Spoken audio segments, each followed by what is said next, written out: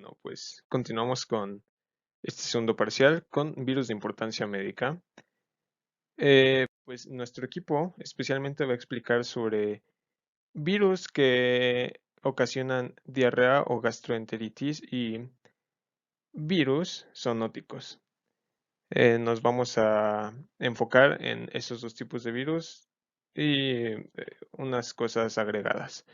Pero para empezar, como una pequeña introducción, queremos explicar que la gastroenteritis viral se origina por tipos de virus que vamos a explicar, tales como el rotavirus, calicivirus, astrovirus y adenovirus. Y estos dan como resultados síntomas como vómitos o diarrea. Estas enfermedades son de evolución rápida, tienen una evolución menor de 3 semanas. Pero además de estos virus, también se pueden ocasionar estas enfermedades debido a bacterias y protozoos. Pero los virus son una causa más importante o una causa mayor de los casos de esta enfermedad. Como objetivos, vamos a comprender las estructuras y composiciones químicas de virus de importancia médica, además de sus mecanismos de patogenicidad. También vamos a comprender los mecanismos de resistencia ante tales virus. Vamos a obtener conocimiento de los distintos fármacos antivirales, función y sus composiciones. Y por último vamos a identificar dónde y cómo se originan tales virus, además de su forma de propagación. Comenzaremos con los virus de las diarreas.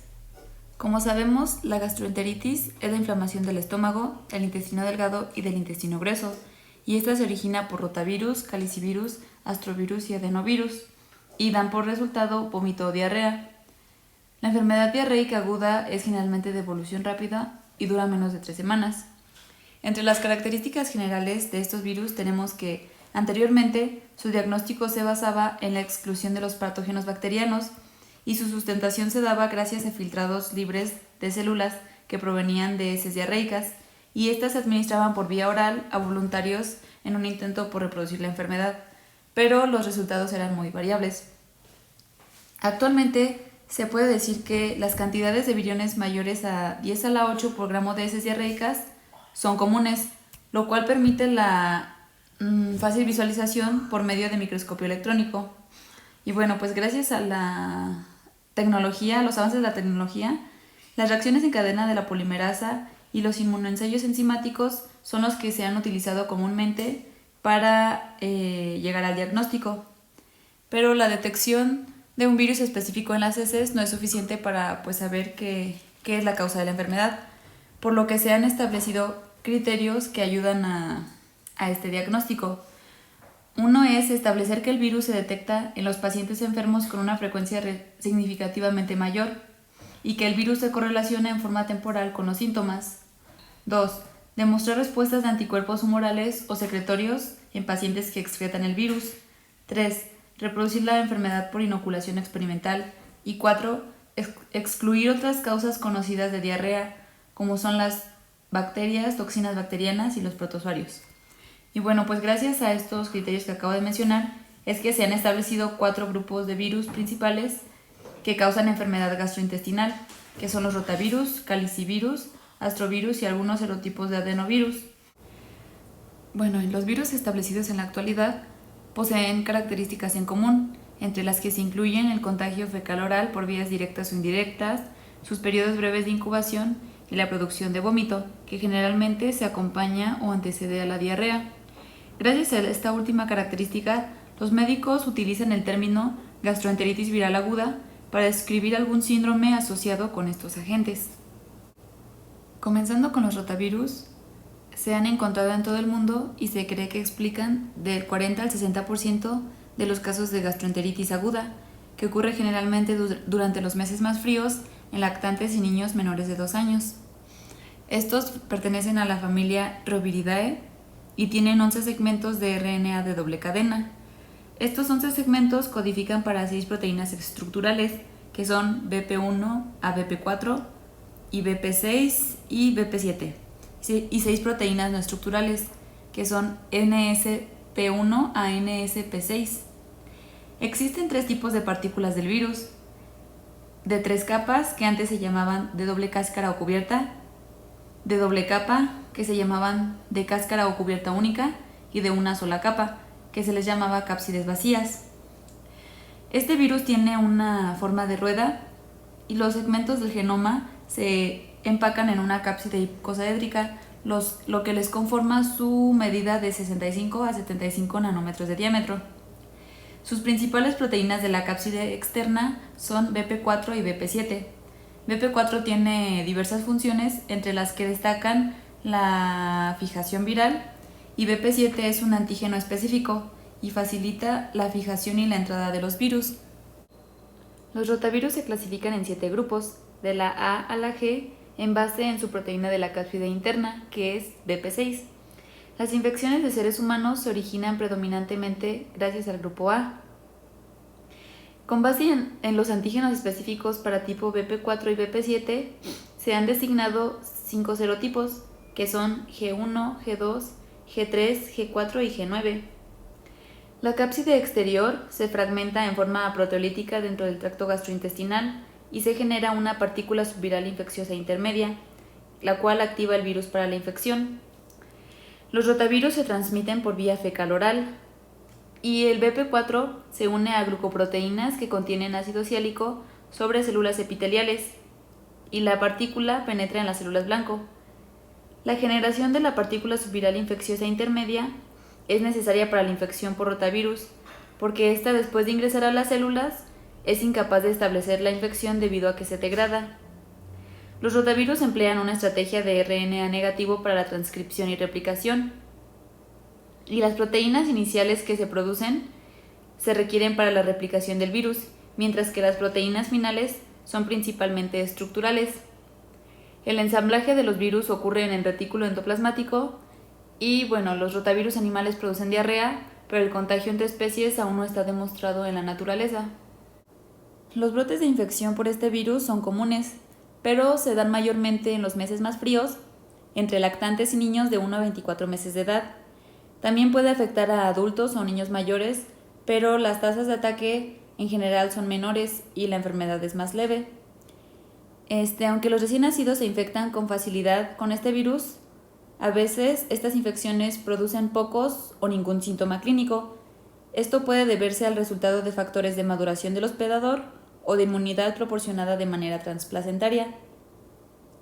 En la patogénesis tenemos que los rotavirus se localizan principalmente en el duodeno y yeyuno proximal, en donde causan destrucción de las células epiteliales vellosas con despunte. Estos virus no afectan la mucosa gástrica y del colon, pero por razones desconocidas presentan una demora notable en el tiempo del vaciado gástrico. Sus principales efectos fisiopatológicos son una disminución en la superficie de absorción del intestino delgado y una reducción en la producción de enzimas del borde en cepillo. Y esto da como resultado un estado transitorio de mala absorción con un manejo defectuoso de grasas y azúcares. Y se requieren hasta 3 a 8 semanas para restaurar la integridad histológica y funcional normal de la mucosa que se dañó. En la inmunidad, los anticuerpos humorales y secretorios tipo específicos de inmunoglobulina A son los que brindan protección, pero también el amamantamiento parece tener una función protectora contra esta enfermedad en lactantes pequeños, ya que los anticuerpos secretorios de inmunoglobulina A aparecen en el calostro y continúan secretándose en la leche materna durante varios meses, aún después del parto. En sus manifestaciones tenemos que tienen un periodo de incubación de 1 a 3 días y después hay un inicio abrupto de vómito que se acompaña por heces oscuras que son frecuentes y líquidas. En los casos graves estas heces se pueden volver claras, que los japoneses a esta enfermedad la llaman hakuri, que significa diarrea blanca. Aquí se presenta fiebre, que es baja, y los vómitos pueden persistir de 1 a 3 días, mientras que la diarrea dura más, de 4 a 8 días. Y las complicaciones se dan principalmente gracias a la deshidratación. En su diagnóstico tenemos que se da por medio de la detección de las partículas virales, y esto se logra por examen directo de muestras en el microscopio electrónico. En su tratamiento y prevención, no existe un tratamiento específico para la infección por rotavirus, pero en los casos graves se requiere el reemplazo vigoroso de líquidos y electrolitos, lo cual es muy importante ya que puede salvar la vida del paciente. Ya que estos virus son muy infecciosos y se diseminan de manera rápida, se deben tomar medidas rigurosas de higiene, las que incluyen el lavado cuidadoso de manos y una eliminación adecuada de las excreciones entéricas. Y bueno, también existen vacunas orales vivas contra los rotavirus. Y bueno, mi nombre es Alexa Esquivel Mora y hasta aquí termina mi parte de la presentación. Bueno, pues yo les continuaré hablando sobre el calicivirus y un poco sobre el astrovirus. Hablando sobre el calicivirus, estos virus son pequeñas partículas desnudas que miden alrededor de 27 a 38 nanómetros con una cápside icosaédrica. Estos virus por lo general son sumamente resistentes a su exposición de calor y a exposición del ácido, pues ya que son virus que residen especialmente para dañar el sistema digestivo. Las partículas de los calicivirus tienen forma de estrella, pero dentro de este virus existen dos géneros, los cuales son los norovirus y sapovirus. Los norovirus son especiales porque estos tienen una forma redonda a comparación de los otros que son de forma de estrella. Estos virus por lo general suelen estar en ambientes cerrados, tales como hospitales o escuelas, y se ha visto en la epidemiología que de estos virus se da una mayor transmisión en niños mayores y adultos. Y también se puede ver que la transmisión es por vía fecal oral. Dentro de este virus se ha visto que en la inmunidad no hay una protección como tal a la reinfección. Se puede dar una reinfección por los mismos serotipos y todavía no se sabe correctamente cómo funciona la inmunidad en contra de esto, pero se cree que los factores no inmunitarios o genéticos son esenciales para la protección de este. Bueno, el cuadro clínico y las pruebas diagnósticas son muy similares a los de rotavirus y hasta el momento no existe tratamiento ni vacuna. Hablando más sobre ahora el astrovirus, estos virus son virus con forma de estrella de 5 o 6 puntas. Estos a menudo dan una enfermedad leve, aunque no siempre es así. Pero pues se han reconocido como causa de brotes de enfermedades leves y principalmente entre infantes y en adultos mayores o ancianos que residen en lugares como asilos. Y pues de este se han identificado 7 tipos de serotipos. La transmisión igualmente es por vía fecal oral. Los virus pasan a las heces.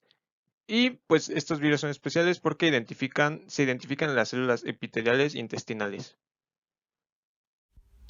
Hola, mi nombre es Beatriz Alejandra Sato Telles y voy a presentar adenovirus, astrovirus y virus candidatos. Algunos adenovirus hasta ahora se reconocen como patógenos intestinales importantes, la mayoría de los cuales son difíciles de cultivar in vitro, a diferencia de los asociados con enfermedades respiratorias. Ahora se reconocen como patógenos intestinales importantes. Es posible que expliquen un estimado de 5 a 15% de todas las gastroenteritis virales en niños pequeños. Y estos incluyen los serotipos 40, 41 y quizá el serotipo 38. Los astrovirus son virus RNA positivos de cápside desnuda con forma de estrella de 28 a 38 nanómetros. Pueden causar brotes leves de gastroenteritis. Se han identificado 7 serotipos y estos son muy estables ante el ácido, resistentes al calor por un periodo corto y resistentes a diversos detergentes y solventes de lípidos. El ciclo de replicación de los astrovirus no se ha descrito por falta de un sistema de cultivo en las células. Por último, vamos a ver los virus similares a coronavirus, torovirus y algunos virus Coxsackie. Estos virus son asociados a enfermedades gastrointestinales. Estos se se dan en pacientes con compromiso inmunitario grave. Esta lista es corta, pero puede ser que crezca en un futuro hasta saber un poco más de su biología. Hola, buenas tardes. Soy el alumno David Cruz Birch y yo les voy a hablar sobre el tema de antimicrobianos antivirales y resistencia. Muy bien, como sabemos, los principales fármacos antivirales que se utilizan en la actualidad se discuten según sus mecanismos de acción. En algunos casos, los fármacos antivirales no inhiben un suceso replicativo único de manera selectiva, sino que inhiben la DNA polimerasa. Estos inhibidores de esta enzima sintetiza ácidos nucleicos más rápidos que la célula, de modo que existe una inhibición relativamente mayor del DNA viral que del celular. En muchas infecciones virales agudas, en especial las de tipo respiratorio, la mayor parte de la replicación viral ya ha sucedido cuando empiezan a aparecer los síntomas.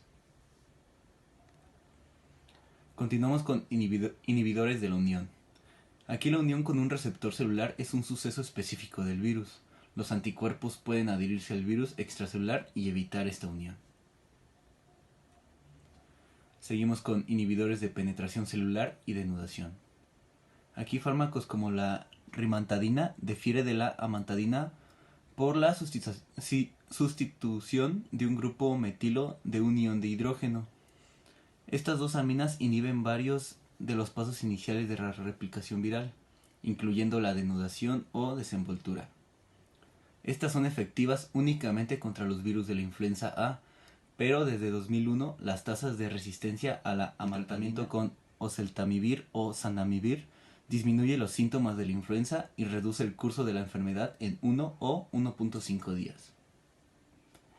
Continuamos con inhibidores de la síntesis de ácido nucleico, y aquí la mayoría de los fármacos antivirales son análogos de nucleósidos. Estos son activos contra polimerasas o transcriptasas de ácidos nucleicos específicos del virus, y que tienen una actividad mucho menor contra las enzimas análogas del hospedador. Algunos de estos fármacos funcionan como terminadores de la cadena después de su incorporación en los ácidos nucleicos. Un fármaco muy mencionado en la bibliografía era el aciclovir. Este fármaco antiviral difiere del nucleósido guanosina por su cadena lateral acíclica. Necesita fosforilarse para poder estar en forma activa. Esta fosforilación sucede solo en células infectadas. Entonces, el aciclovir es efectivo en el tratamiento de infecciones mucocutáneas por VHS o para recurrencias graves en pacientes inmunocomprometidos.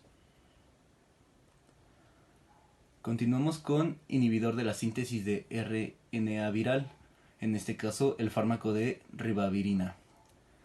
La ribavirina es un análogo del nucleósido guanosina, al igual que otros análogos nucleosidasos de la purina. La ribavirina debe fosforilarse a formas mono, di y trifosfato. Es activa contra un amplio rango de virus in vitro, pero su actividad in vivo es inversa. A continuación voy a platicarles un poco de inhibidores de la proteasa. Aquí los fármacos más novedosos que inhiben el VIH son los inhibidores de la proteasa. Estos fármacos bloquean la acción de la enzima proteasa que codifica el virus y que fragmenta poliproteínas para producir proteínas estructurales. La inhibición de esta enzima conduce al bloqueo del ensamblaje y liberación de los virus. Estos fármacos también pueden producir hepatotoxicidad debido a que se desarrolla resistencia a todos los inhibidores de la proteasa. Estos fármacos no deben utilizarse por sí solos sin otros medicamentos anti-VIH.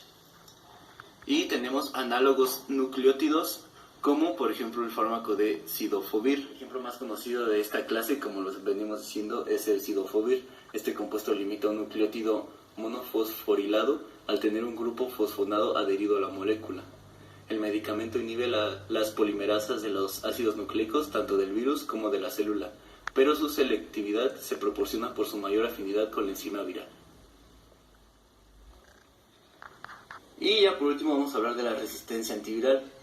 Aquí nos menciona la bibliografía que se han estudiado de manera intensa los genomas virales y su replicación, así como los mecanismos de acción de los fármacos antivirales disponibles.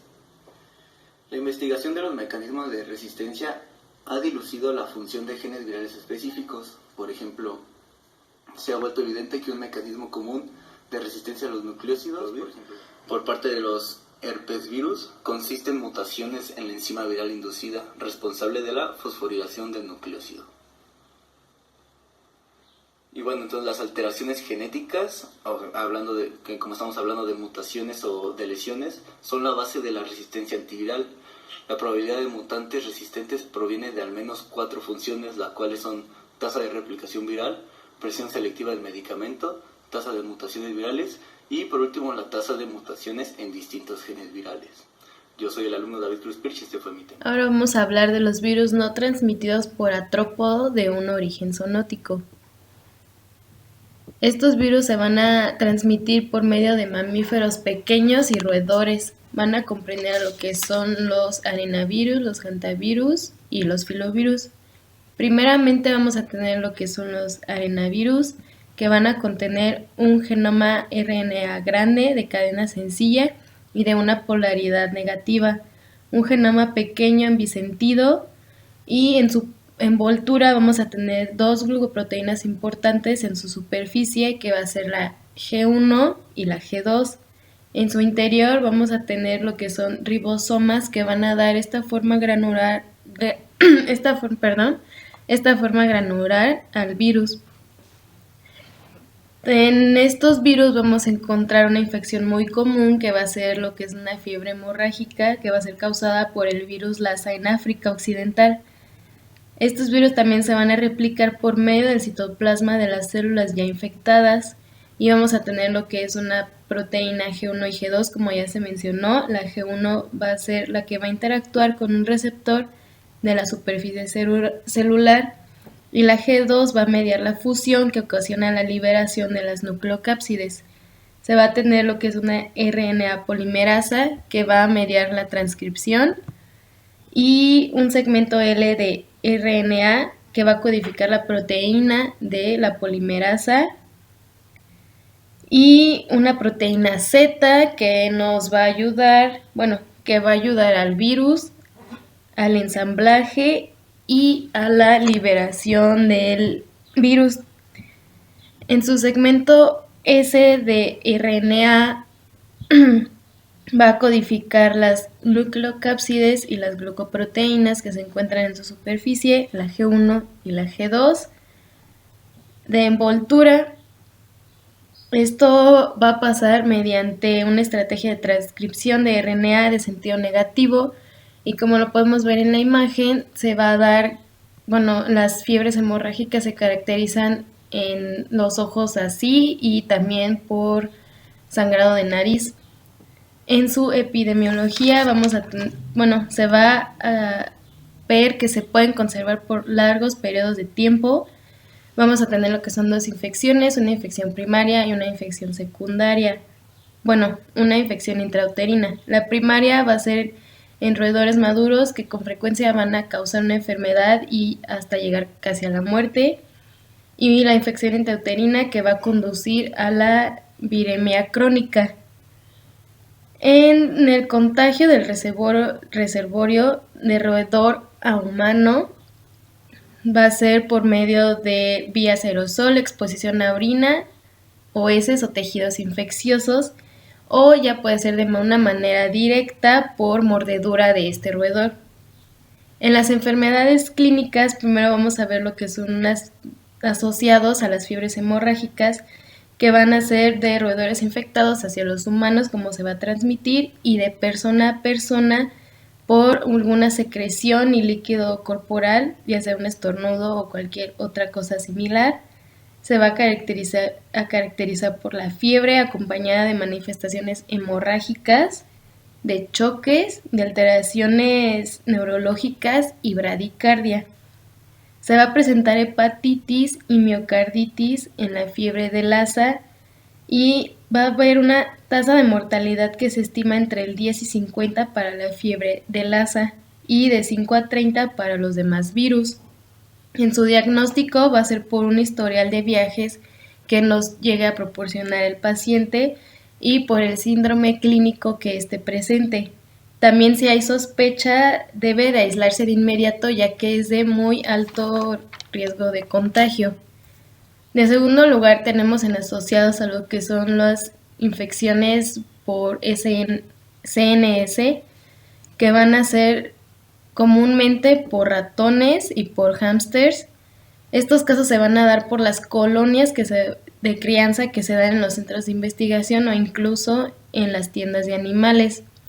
La enfermedad va a consistir también en lo que es fiebre, pero esta va a incluir también lo que es una cefalea y una mialgia. Va a haber también lo que es una infección transplacentaria en humanos que puede ocasionar muerte, hidrocefalia o corionieritis en el feto. Y también su diagnóstico se va a dar por el contacto que haya tenido con algún roedor y también se va a poder dar por algún medio de cultivo. También por último vamos a hablar de lo que son los filovirus, que estos van a tener dos géneros que van a ser marburvirus y ebolavirus. Estos van a causar fiebres de Marburgo y de ébola. El virus de la ébola va a contar con lo que son 4 subtipos, incluyendo el Zaire, el Sudán, la Costa y el Restón. Estos filovirus van a estar envueltos por un RNA negativo de una cadena sencilla y con viriones, filamentos y altamente pleomorfos. Tienen una medida de lo que son básicamente de 80 nanómetros de diámetro y de 300 a 14.000 nanómetros de largo.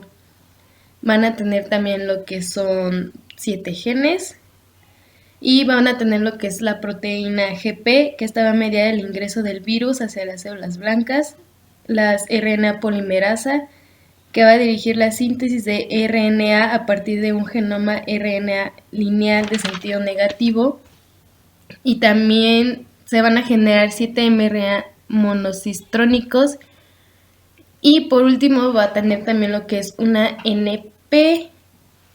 Esta se va a unir al genoma de RNA para formar la nucleocápside. Y hasta aquí fue mi parte. Soy María Fernanda.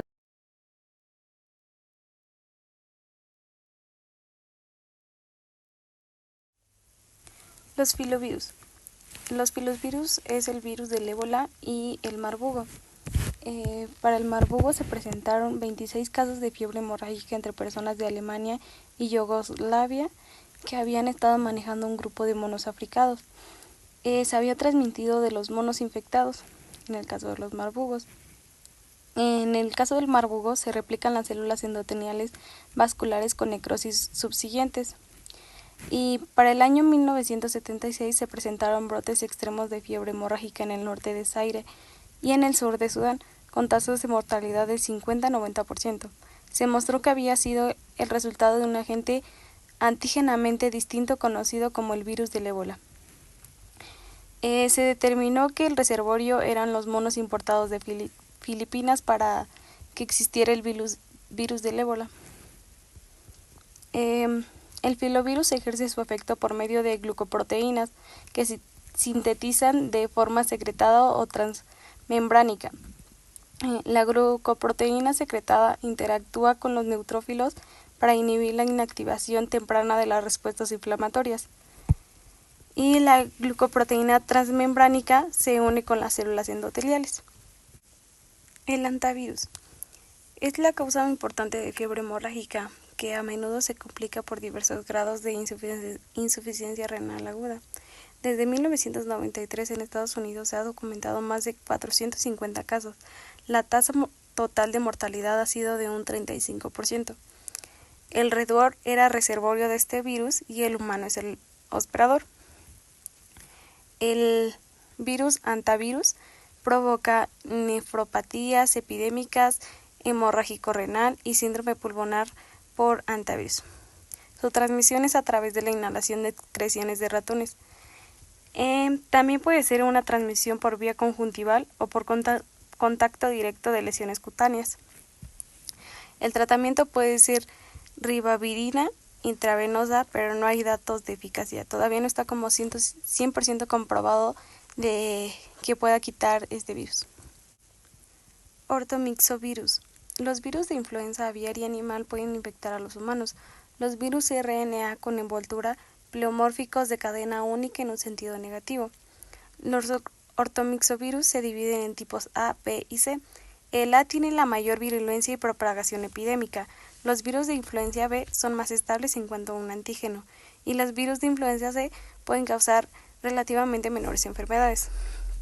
El virus de la influenza aviar, incluyendo H5N1, H7N2, H7N3, H7N7, H9N2, han provocado infecciones en los humanos, debido a que solo una secuencia de inserción en el ARN era para varios aminoácidos adicionales en la proteína hemaglutinina y facilitó la fragmentación de enzimas celulares humanas. Además, ocurrió una sustitución de aminoácidos en la proteína PB2 polimerasa. Estas dos mutaciones hicieron que el virus fuera más virulento para los humanos y causara más enfermedades en nuestro sistema. Enipavirus.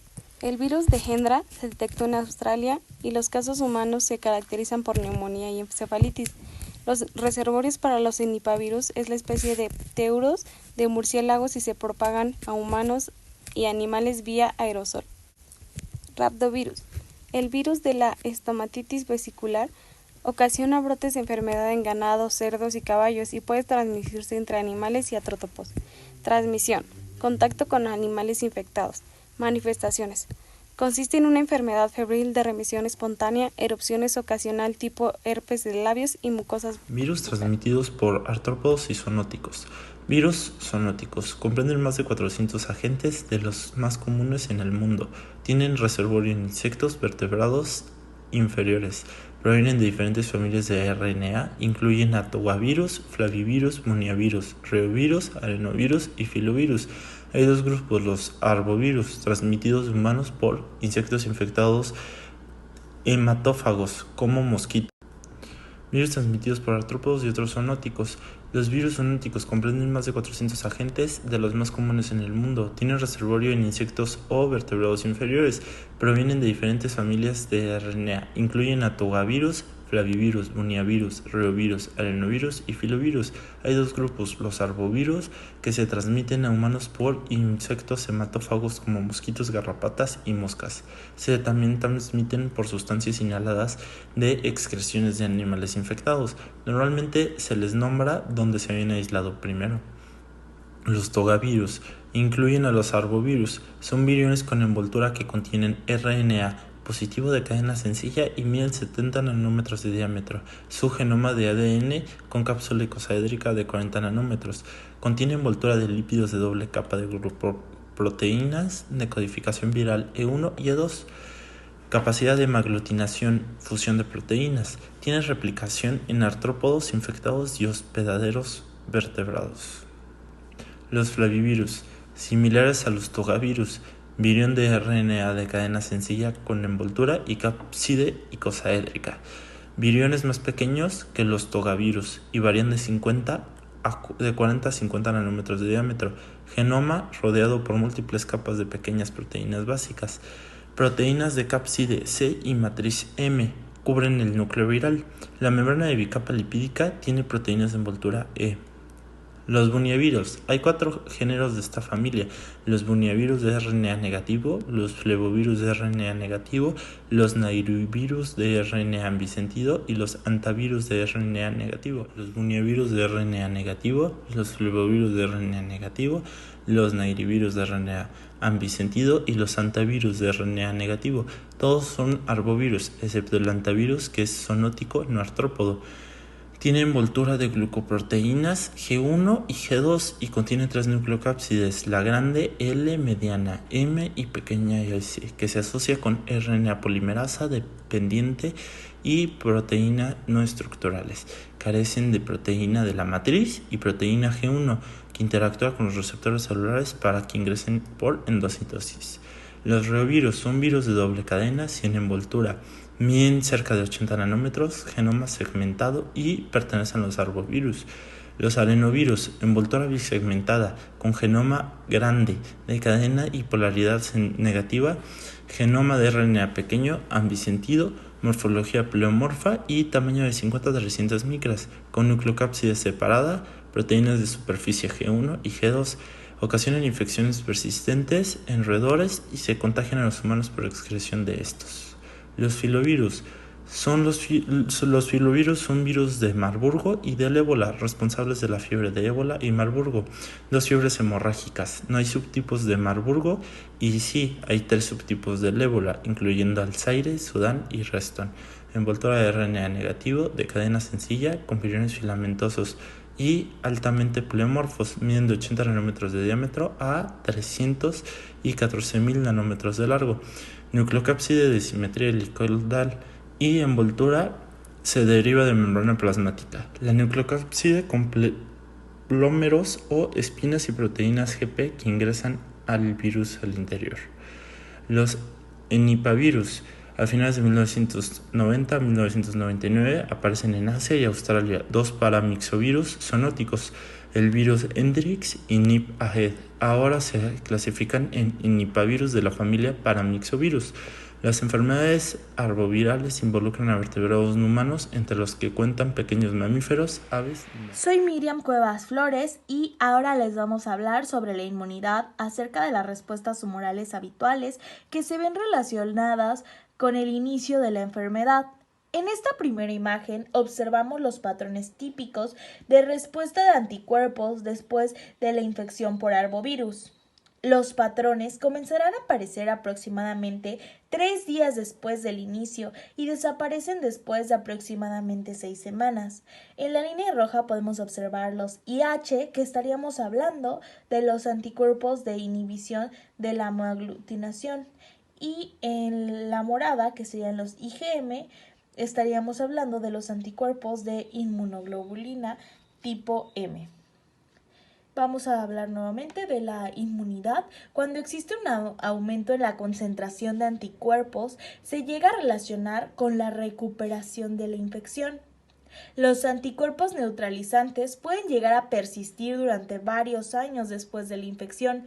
Cuando encontramos a IgM, a la inmunoglobulina tipo M específico, probablemente la infección haya ocurrido en los 2 meses anteriores. La inmunidad celular y la inmunidad humoral a la reinfección son serotipo específicas y parecen ser permanentes. Bueno, ahora vamos a hablar acerca de los arbovirus específicos.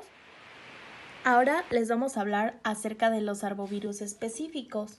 Comenzaremos con los tipos de encefalitis y vamos a iniciar con la encefalitis equina del este.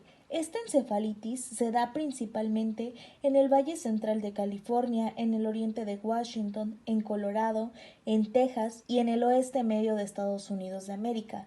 Los caballos y los humanos son los hospedadores principales, son susceptibles a la infección y a la enfermedad. Esta enfermedad va a ser predominante en niños pequeños. 1 de cada 25 infecciones puede provocar una patología grave en ellos. La enfermedad comenzará con síntomas febriles inespecíficos, a meningitis aséptica o a encefalitis generalizada extrema. Esta enfermedad es muy grave para lactantes menores al año de edad y se considera que 60% de los sobrevivientes sufren daño neurológico permanente. Posteriormente hablaremos de la encefalitis equina del este, que va a ser predominante en los estados del litoral atlántico, desde Nueva Inglaterra hasta las costas de América del Norte, Central y del Sur. El mosquito limita su alimentación predominante en los estados del litoral atlántico, desde Nueva Inglaterra hasta las costas de América del Norte, Central y del Sur. El mosquito limita su alimentación a caballos y aves. La tasa de mortalidad se estima en 50% para individuos de todas las edades y su incidencia va a ser grave posteriormente hablaremos de la encefalitis de San Luis. Esta encefalitis está dada por arbovirus en Estados Unidos de América. El vector es un mosquito, predomina en los estados del este. Esta enfermedad infecta a caballos, pero no provoca enfermedad en ellos y ataca principalmente a personas adultas mayores a los 40 años. Esta enfermedad no afecta, por lo general, ni a lactantes ni a niños pequeños.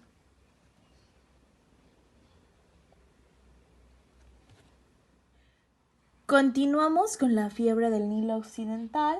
Este virus está en todos los estados de Estados Unidos de América continental.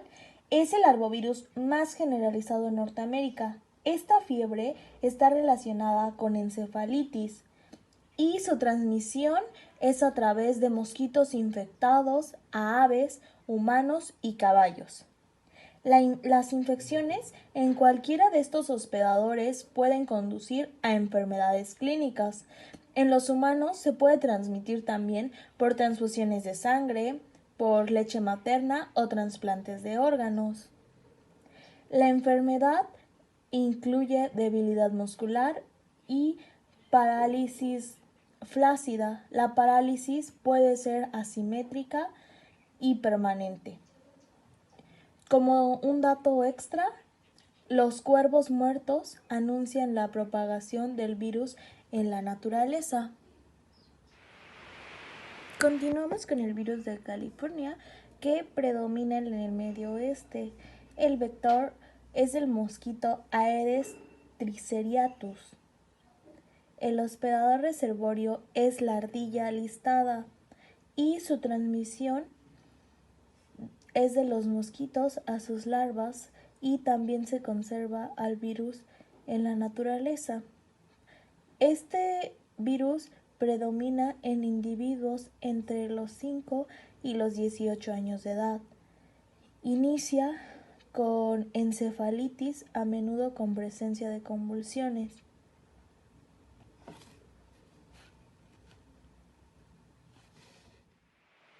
La fiebre amarilla va a predominar en el Caribe, en América Central, el Valle de Amazonas, en África, Sudán, en las costas del Atlántico y en Etiopía.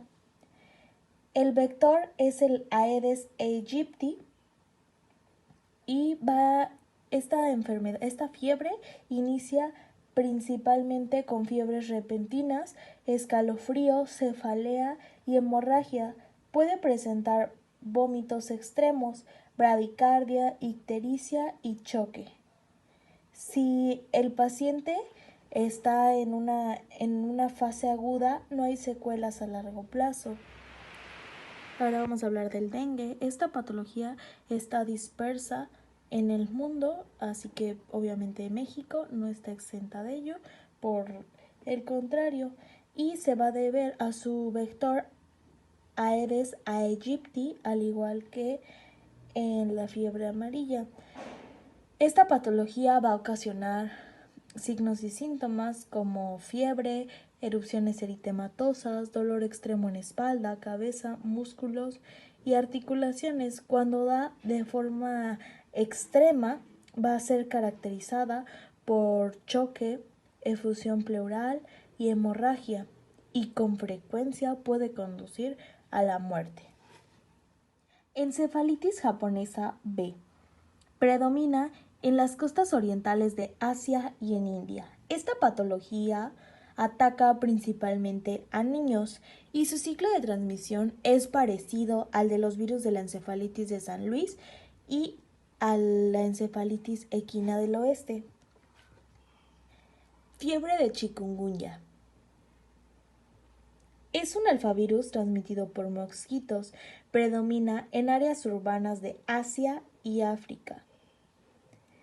Esta fiebre va a estar acompañada de mialgia y poliartritis que produce dolores insoportables. Es un problema importante en Asia. Esta patología, por lo regular, no es mortal. Virus de Powassan. Predomina en muchas áreas de Norteamérica. Esta es la única especie de flavivirus transportada por garrapatas de Norteamérica, pero de importancia incierta para el humano. Fiebre por garrapatas de Colorado. Los herbivirus son transportados por garrapatas, predominan en el oeste de Estados Unidos de América, son también el vector de Rickettsia rickettsii.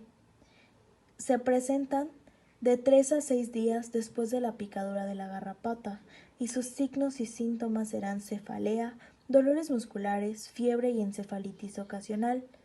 La leucopenia es una característica de este padecimiento. Y bueno, para llegar a un diagnóstico es importante saber que estos virus se pueden encontrar en sangre a partir de los 2 primeros días, es decir, al inicio de la enfermedad.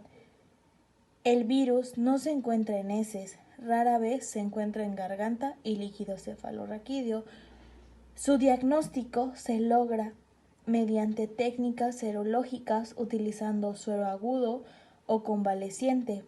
Y en ocasiones podemos llegar al diagnóstico presunto mediante la detección de anticuerpos de inmunoglobulina tipo M específicos. Bueno, y ahora el tratamiento y prevención. Como tal no existe el tratamiento para las infecciones arbovirales, pero existe la prevención primaria, que es la protección de picaduras y el control del vector. Y la prevención se limita a la evitación del contacto con los artrópodos infectados. Una manera de prevenir esto es usar repelente de insectos, entre otras cosas. Y van a existir vacunas contra fiebre amarilla, encefalitis transportada por garrapatas y japonesa tipo B.